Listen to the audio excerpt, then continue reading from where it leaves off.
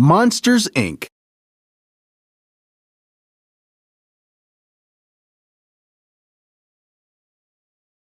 Monsters of all shapes and sizes lived in Monstropolis. The monsters kept their town running by sneaking into the human world and collecting screams from human children.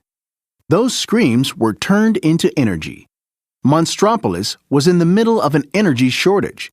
It was getting harder and harder to scare children. Sully and his best friend Mike worked at Monsters, Inc. Sully was a scarer. Mike was his assistant. Together, they collected more screams than any other scare team. Randall also worked at Monsters, Inc.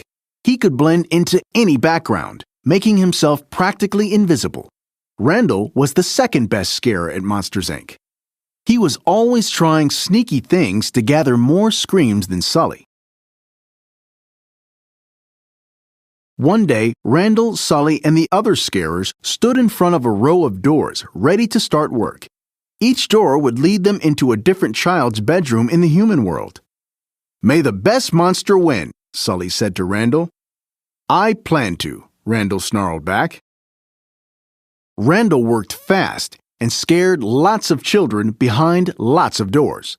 But when Sully scared all the kids at a slumber party, he set a new scare record. Everyone congratulated him, except Randall. Uh-oh! A scarer named George returned from a child's room with a sock stuck to his fur.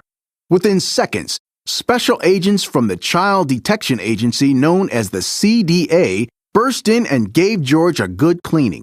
Monsters thought children and their things were toxic.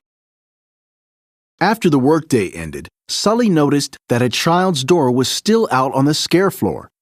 He peeked inside but didn't see anyone. As Sully closed the door and started to walk away, he heard a voice. "Kitty!" A little girl was holding on to his tail. She wasn't scared of him, but he was terrified of her. Sully panicked. He tried to get the girl back in her room, but she wanted to play. Sully finally managed to hide her in a duffel bag just as Randall walked by. Phew! No one could know about the little girl. Human kids were not allowed in Monstropolis. Sully's secret didn't stay hidden for very long. When he stopped in a restaurant to tell Mike what had happened, the little girl got out of the bag. All the monsters in the restaurant screamed. Luckily, Mike and Sully whisked the girl away before the CDA agents arrived. With no other place to go, Mike and Sully took the little girl back to their apartment. Mike put on all the protective gear he could find. But Sully was starting to think that maybe the little girl wasn't dangerous after all. And a very strange thing happened whenever she laughed. All the lights glowed brighter than ever. The next day, Mike and Sully dressed the girl up like a little monster and went to work. Everyone at Monsters, Inc., even the boss, Mr. Waternoose, believed that the little girl was a monster child. Mike and Sully heard Randall and his assistant talking about the human girl. They realized that Randall was the one who had brought her to Monstropolis. Mike and Sully rushed to the scare floor. Mike tried to send the girl through the first door he saw, but Sully stopped him. "This isn't Boo's door," Sully said. Mike was shocked. Sully had named the kid. Boo wandered away while the two friends argued. As they searched for Boo, Mike and Sully discovered that Randall had a plan to solve the energy shortage. He was going to use a machine to suck all the screams out of Boo. Sully ran to tell Mr. Waternoose what Randall was up to, but Mr. Waternoose took Boo and pushed Mike and Sully through a one-way door into the human world. Waternoose was in on Randall's wicked scheme.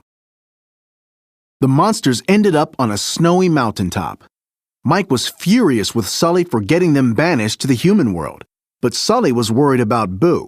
He quickly made a sled and sped down the mountain to a nearby village.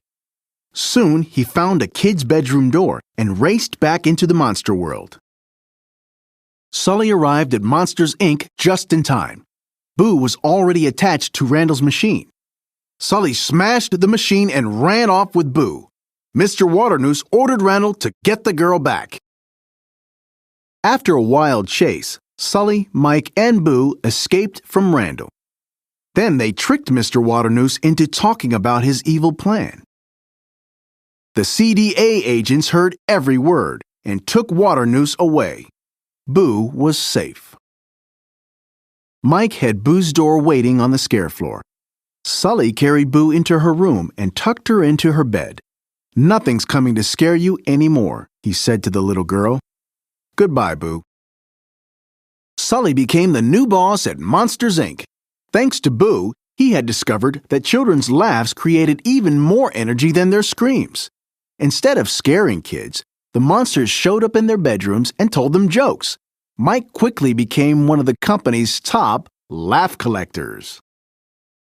The monsters were happy because their city had all the energy it needed.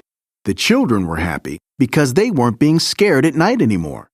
And Sully was happy because he could visit Boo whenever he liked.